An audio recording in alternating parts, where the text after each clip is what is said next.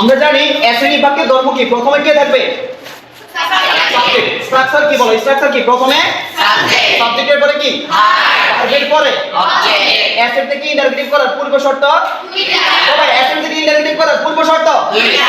Acid থেকে interrogative করার পূর্ব শর্ত দুইটা। অক্সিলারি যাবে সাবজেক্টে আছে, হ্যাঁ বোধক হলে না বোধক, না বোধক হলে হ্যাঁ বোধক। অ্যাসিড থেকে ইন্টারগেটিভ করার পূর্ব শর্ত দুইটা। কয়টা শর্ত? দুইটা। মোস্তা যাবে সাবজেক্টে আগে, অক্সিলারি যাবে সাবজেক্টে আগে, হ্যাঁ বোধক হলে না বোধক, না বোধক হলে হ্যাঁ বোধক।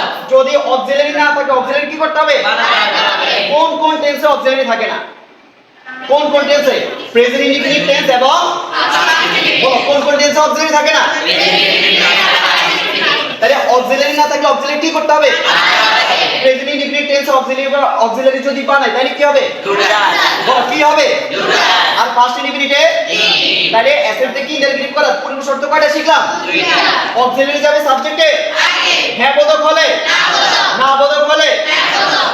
আরেকটা নিয়ম হলো যদি অ্যাসিডিক বাক্যের সাবজেক্টে বলো কোথায়? এভরিবডি, এভরিওয়ান, নোবডি, নোওয়ান, তাইলে আমরা ইন্টারগেটিভ করতে এই শব্দের পরিবর্তে কি আনবো? হু। বলো কি আনবো? আর হ্যাঁ বোধক হলে না বোধক, না বোধক হলে সবাই বলো হ্যাঁ বোধক হলে না বোধক, না বোধক হলে হ্যাঁ বোধক। তাহলে আমরা কি শিখলাম? যে অ্যাসিডিক বাক্যের সাবজেক্টে যদি এভরিবডি, এভরিওয়ান, বলো কি বলছি? আবার বলো কি বলছি?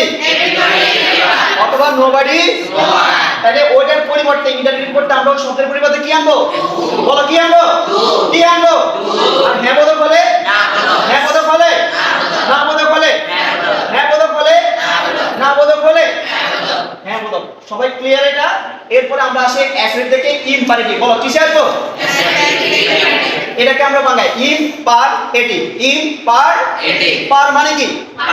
বলো দেখো আমরা জানি পার্সন কত প্রকার? তিন প্রকার। বলো পার্সন কত প্রকার? তিন প্রকার। বলো কি কি? First person, second person, third person. যদি সেকেন্ড পারসন থাকে, যদি কোন পারসন? সেকেন্ড পারসন, তাহলে মেইন ভার্ব থেকে যা আছে তা আমরা লিখে দেব। তাহলে আমাদের কোন সেন্টেন্স হয়ে যাবে?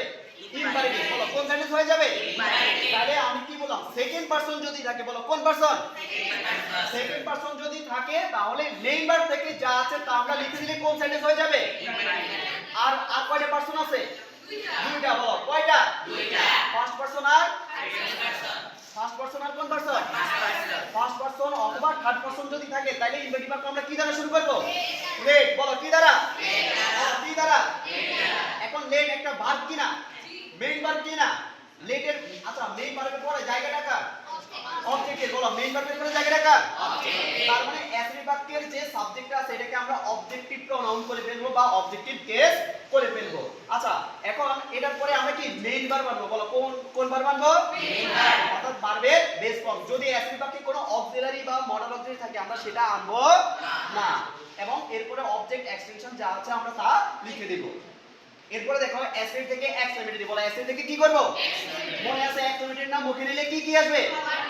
সবাই বলো এক্সট্রিমিটির নাম মুখে নিলে এক্সট্রিমিটির নাম মুখে নিলে এক্সট্রিমিটির নাম মুখে নিলে আচ্ছা আর্টিকেল থাকলে কি আনবো? আর্টিকেল থাকলে আর্টিকেল থাকলে না থাকলে আর্টিকেল থাকলে সবাই আর্টিকেল থাকলে না থাকলে আর্টিকেল থাকলে না থাকলে হোয়াট হওয়ার সাথে অ্যাসিড বাক্যের কার সাথে বন্ধুত্ব?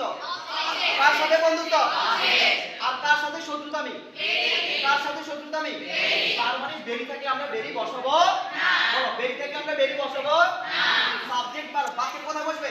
শেষে। সবার শেষে। বলো সাবজেক্ট বার বাক্যের কোথায়? শেষে। সাবজেক্ট বার বাক্যের কোথায়? শেষে।